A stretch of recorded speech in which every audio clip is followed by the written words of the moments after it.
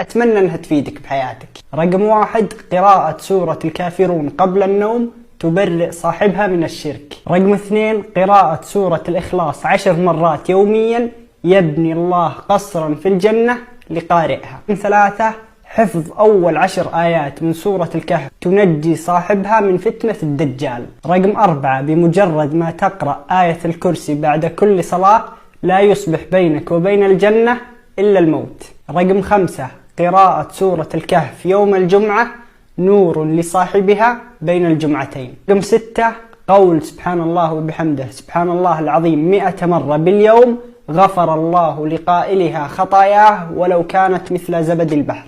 رقم 7، الإحسان بالوضوء ثم قول أشهد أن لا إله إلا الله وحده لا شريك له وأن محمدا عبده ورسوله اللهم اجعلني من التوابين واجعلني من المتطهرين. يفتح الله لقاء